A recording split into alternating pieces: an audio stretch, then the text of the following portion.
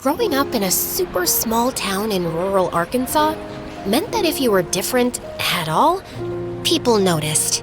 And I was different. Hi, my name is Ashley, and this is the story of how my biggest burden became my superpower, and then my burden again. Ever since I was a toddler, I had a hearing impairment that forced me to wear this really awkward device over my left ear. My parents told me I could never take it out, that it would be dangerous if I did. And as I entered tweenhood, I really wanted to. Paging Agent Ashley, do you copy? Molly, the class clown, was also the class bully. She would come up and tap on my hearing device. I said, Ashley, come in. We have a breach of security. The class would laugh at her shameless harassment, and the teachers were afraid to stand up to her. They didn't want to get roasted after all. My home life wasn't much better. Mom and Dad were always fighting, and it always seemed like it was about me. How was school today, honey? Is that horrible girl still making fun of you? I was still too busy stabbing my peas with a fork to respond. I really wasn't in the mood. Ashley, I said how was school? Did you hear me? Of course she heard you. She can hear. She's just in one of her moods. I'm sorry. I'm just trying to connect with our daughter. Well, maybe you should give her some space. All your suffocating isn't helping. Ugh! I wish I couldn't hear you both! I yanked the device out of my ear for the first time ever and was met with a piercing, ringing sound that I can only imagine feels like what a dog hears when someone blows a dog whistle. Honey, no! Mom and Dad rushed over and shoved the device back in my ear. I nearly passed out from the pain of the noise. When I came to, I was in shock. What was that? That's what happens when you don't listen to us. That device is there to protect you. Don't try that again. Protect me from what, though? Hearing loss? Something felt off. But I didn't dare remove the device again. I didn't have many friends, but my parents got me this harmonica bottle. Despite my hearing issues, blowing into the harmonica cap and playing a tune with every sip brought me joy. I know it's a small thing, but isn't life all about the little moments that make us happy? Check out the link in the description. When I got to high school, Mom forced me to join an extracurricular in the hopes I would make friends. So I joined the soccer team, the only sport I was remotely good at. But I didn't realize Molly was on the team. She would tease me for any mistakes I made. Hey, Trashly, can you turn off your music and focus on scoring a single goal? During our penultimate season game against our biggest rival, I was so scared that I would mess up, and Molly would never let me hear the end of it. We were a point away from winning. The defense was tight. I had no idea Molly was planning to pass me the ball. Ashley, get open! She kicked the ball midair, and I tried to chest bump it, but instead, I fell flat on my chest, losing us the game. I thought that thing was supposed to help you here. I couldn't take it anymore. I stood up and kicked the soccer ball straight to her head. I heard you loud and clear. Bam! The soccer ball hit her smack in the face. Fuming, she charged at me. She tackled me to the ground, and then I felt her yanking on my hearing device. Give me that thing! Stop! Don't! Help! I need help! But before anyone could save me, she pulled out the device and chucked it across the field. That brutal, painful ringing started reverberating again. It sent shockwaves through my head and my body. I fell to my knees and screamed in agony. And then, silence. Total, utter silence. I opened my eyes, stunned by the scene in front of me. No one was moving. Everyone was frozen in place. The ref had his hand around Molly's wrist, trying to restrain her. But why was no one moving? Hello? Guys? Guys? What is happening? The thing is, I could hear myself screaming, perfectly clear, even without the hearing aid. I scanned the field for my device and found it in the goalpost. I fashioned it back into my ear and was met with that piercing ringing again. But this time, when I opened my eyes, everyone was moving again. Molly was being apprehended by the ref, getting dragged off the field. And hovering above me was a boy my age from the opposing team. I thought he was going to say something snarky, but instead he offered me his hand. I'm sorry that happened to you. Oh, weird. Looks like you got your device back. Huh. Anyway, I know what it's like to be bullied. I'm Jasper, by the way. He had these really weird-looking sunglasses secured to his head with a metal wire. I can't take them off, or something about the sun. I don't know. Just stay strong and don't let it get to you. What they see as your biggest weakness could be your biggest strength. My biggest strength? Okay, there was totally something my parents weren't telling me. I mean, I don't want to jump to conclusions, but something connected to the device seemed to stop time. When I got home, I thought about telling my parents what I had experienced, but I had no idea how they'd react, and I wanted to be sure first. So, I did a little experiment at dinner. Your coach called. Apparently you got into a little tussle with that girl Molly. I'm going to call her mother. Enough is enough. Oh, come on. You think that's what Ashley needs? Her mother interfering? Like that's gonna make school easier for her? Would you rather she get tormented every day? I rushed away from the dinner table and locked myself in the bathroom. I couldn't listen to them bicker anymore. I yanked out my earpiece, ready to face that dreadful ringing. When it was over and I opened my eyes, all was silent. The shrill sound of my parents screaming was gone. I was nervous to go back to the kitchen, a million thoughts running through my head. But when I arrived at the dinner table, my parents were right where I left them. My mom's fork waving at Dad, spaghetti sauce all over Dad's face. Then I realized I couldn't hear the traffic outside, or the baby next door crying, or the wind. I stepped outside to find that I had frozen the entire neighborhood. What if I had caused a catastrophe? I needed to get to the lookout in town to see how far my, quirk extended. My neighbor was frozen on his bicycle and I needed transportation. I snapped a photo of him with my phone so I could put him right back where I found him. Then I picked him up and set him gently on the sidewalk. I hopped on his bike and pedaled to the overlook where I could see all the way out to the water. I looked out onto the horizon, desperately searching for any sign of movement. The river didn't even look like it was flowing. But then I spotted something. A fisherman waiting in the water, reeling his fishing rod. Whew. I didn't know if I could handle the responsibility of freezing the entire world. I needed to get home and search for answers. But as I turned around, I noticed a row of cars parked. I peered through the windows and saw my classmates making out. Well, frozen mid-makeout. I thought the makeout spot was a total myth. The last thing I needed right now was another reminder of how abnormal I was. I'd never kissed anyone. Then, in one of the cars, I saw a familiar mop of blonde hair against one of the windows. It was Molly, and in the passenger seat was Jasper. What the heck? I had no idea they even knew each other. The guy who saved me from my bully looked like he was mid-arguing with her. Were they dating? Breaking up? I was suddenly filled with rage. I had to do something. I saw a lizard on the ground, picked it up, and dumped it into the crack in the window onto her lap. Then I hid behind a tree, put my hearing device back in, and watched her totally freak out. Ah! She jumped out of the car, frantic. Ew, ew, ew! I couldn't help but laugh to myself. I suddenly felt powerful. This wasn't a quirk. It was a strength. Oh shoot, totally forgot to return the bike. I sped home, leaving the bike right where I found it. When I got home, my parents were livid. Where were you? We were terrified. We didn't even hear you leave. Sweetie, it's fine. She's home now. You don't have to hover so much. I just went for a bike ride to clear my head, to get away from your arguing.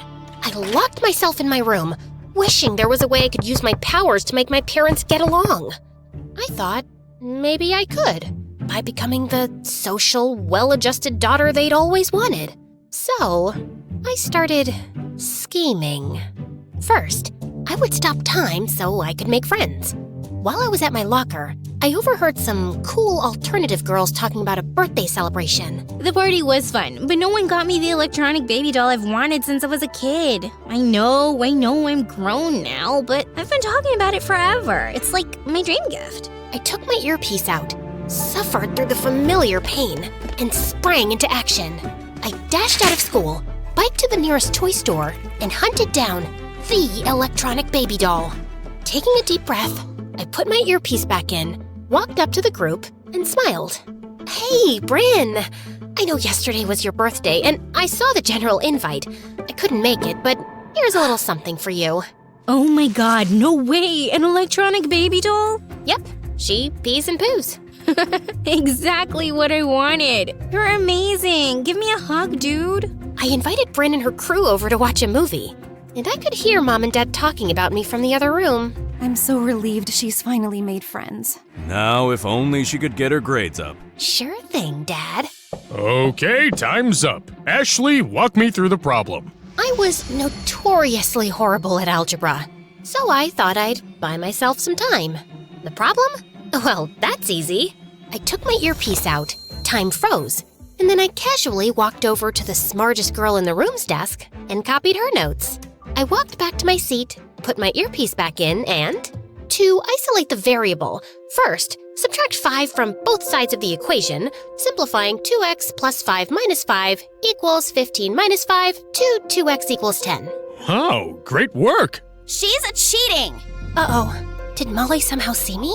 Someone's feeding her answers through her earpiece. Nope, still just bullying me. But I had an idea for revenge. At our final season-ending soccer game, as Molly was winding up to kick the ball for an easy goal, I froze time. She was halted mid-kick. Then, I moved the ball slightly to the right. When I unfroze and she kicked, yeah! She fell straight onto her butt, missing the ball completely. Her face turned beet red. Might want to check your eyesight. I swear I had that! And even though it was causing me immense pain to keep freezing time, it was worth it just to see Molly's face when I froze the field, moved the goalpost over ever so slightly, pivoted the goalie, unfroze time, and scored the winning goal. The crowd went wild. All of my teammates lifted me up in celebration, while Molly was pouting off to the side. And after the excitement settled, I saw Jasper making his way toward me. Wow, amazing performance. I didn't know you'd be here. Yeah, my best friend plays on the other team. Hopefully he'll forgive me for talking to the enemy. Hey, do you want to hang out later? I blinked. Seriously? From the corner of my eye, I saw Molly staring daggers at us. You're not dating her? Molly? Ha! No, I'm not dating Molly. I hesitated. I saw... What? What did you see? Never mind. There was an awkward pause, and I needed to do something. So I grabbed my harmonica bottle and took a sip. Then, without thinking, I blew into the cap. A loud, unexpected whistle echoed through the field. Jasper jumped. Did your water bottle just make a sound? For some reason, I decided to play along, acting just as surprised as him. Maybe I wanted to share the excitement, or maybe I was just really nervous. I blinked down at it, then tried again. A perfect little tune played from the cap. No way! Jasper grinned. Okay, that's actually awesome. Where do you even find something like that? It was a gift, but you can totally get one too. Amazon links in the description. Jasper shook his head, amused. All right. So, is that a yes? Yes! Awesome! I'll pick you up in an hour. We can go to the lookout point. I nodded, still holding my harmonica bottle like it had just revealed a secret superpower. Because apparently, it kind of had.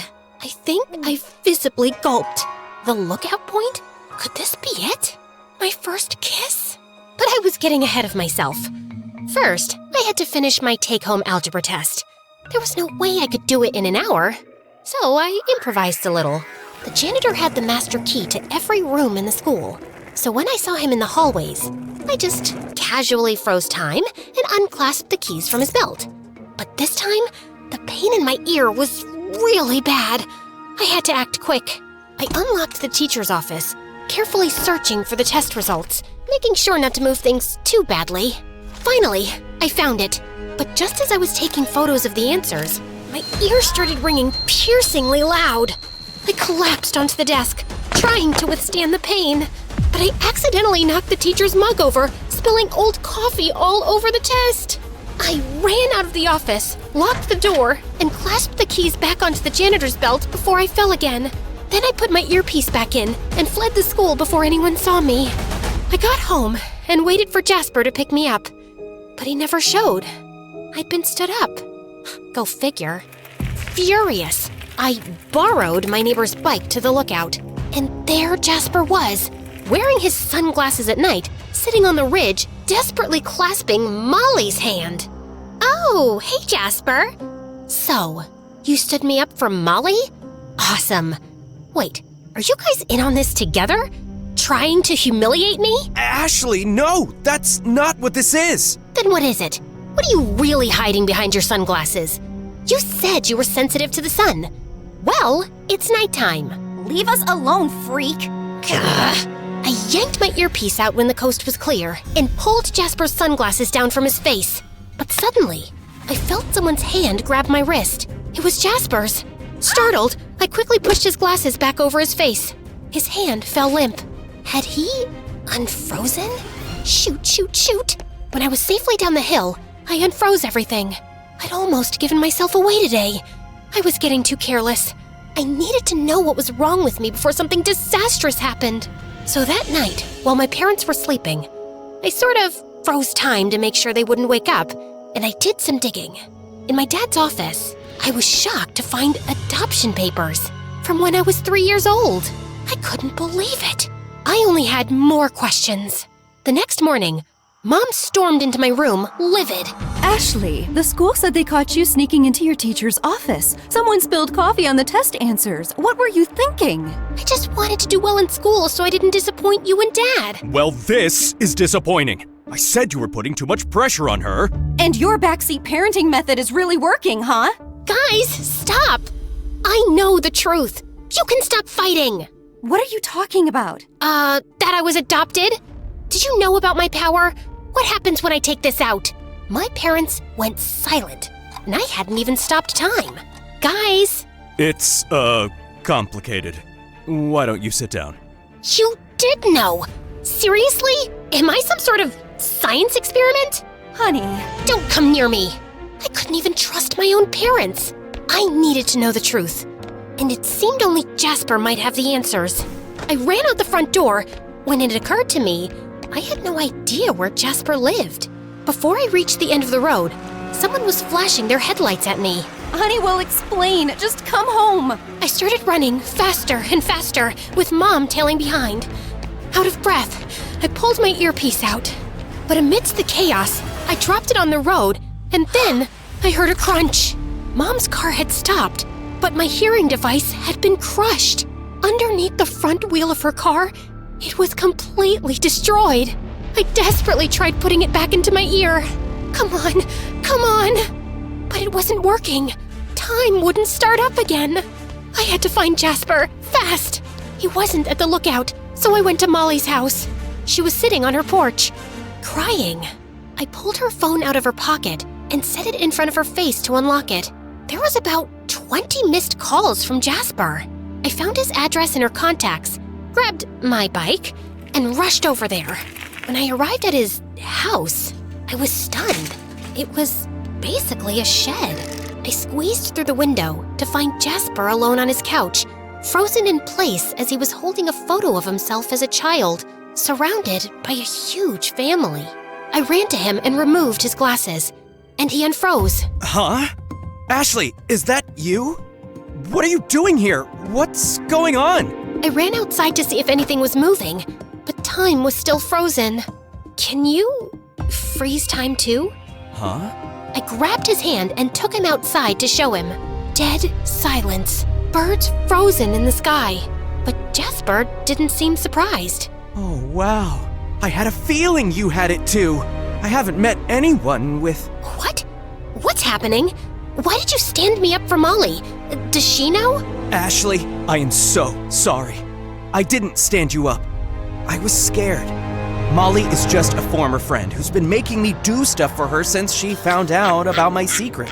But it's little stuff, harmless, like making her prom queen and voted most lovable in the middle school yearbook.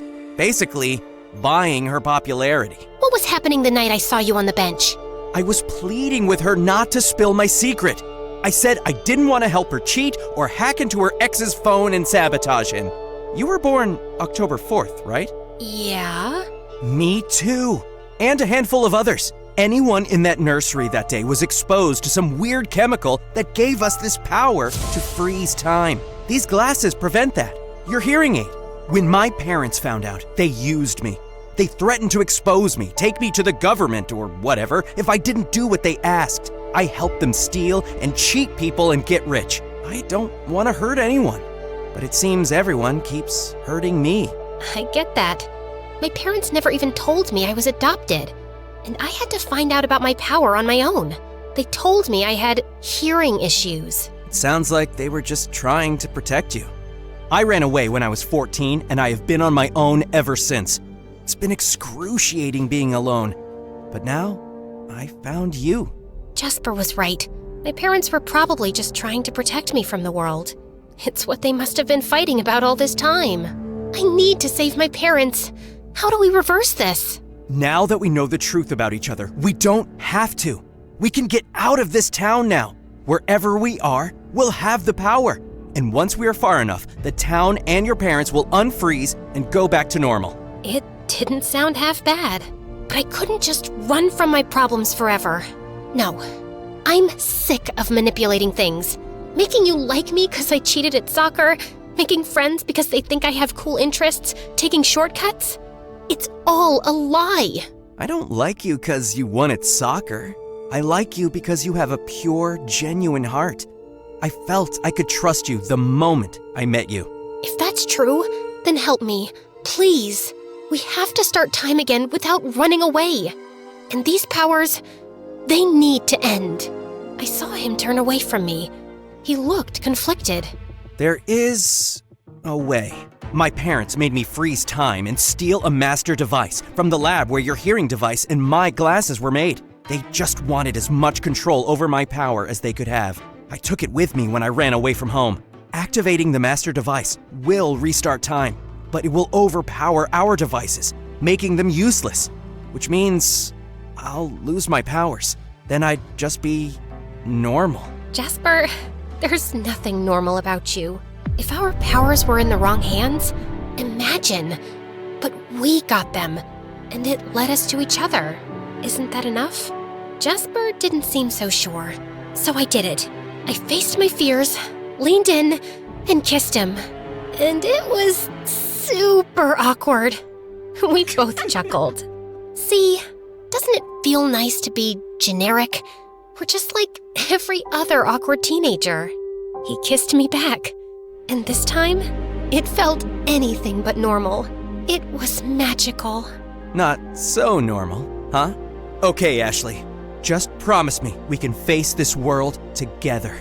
No matter what. There's just one thing I think we should do first. Together, we snuck into the school and tied up some loose ends. Then, Jasper took out the master device and activated it. Suddenly, things started to move slowly again. He dropped it to the ground and stomped on it, then threw his glasses on the ground and stepped on them too. I joined him till we smashed them to bits, and everything around us was in motion as usual. Oh, thank goodness. When I got home, my parents were sitting at the kitchen table holding hands. Honey! Oh my gosh, I'm so happy you're safe. This is all your fault, Joe. If you hadn't... Stop! Stop blaming each other. I know everything. I know you've both been arguing about how to keep me safe. I just want to know, how come you adopted me? Your birth mom gave you up for adoption when she found out you were different. She was scared. We were competing with another family, a corrupt family, to adopt you so we could protect you. Shoot. Tears were welling up in my eyes. The best way you can protect me is by being nice to each other. We just have different ideas about what's best. And at the end of the day, I appreciate it. I was lucky to be raised by both of you, but I've decided what's best for myself. I saw my parents link arms in anticipation. I destroyed my earpiece. You what? I just want to be normal, with all the pain and beauty that comes with it. My parents clasped hands. I thought they'd be pissed, but instead, they scooped me into a hug. That makes me so happy to hear. Me too. For the first time, it felt like we were all united. Shortly after, Jasper and I started to date. And even though we couldn't freeze time, it seriously felt like time was frozen whenever I'd look into his eyes. I know, so sappy. Don't worry, my mischievous spirit didn't die overnight. That sneaking into the school charade we pulled before smashing his glasses? This year's homecoming queen is Ashley! What?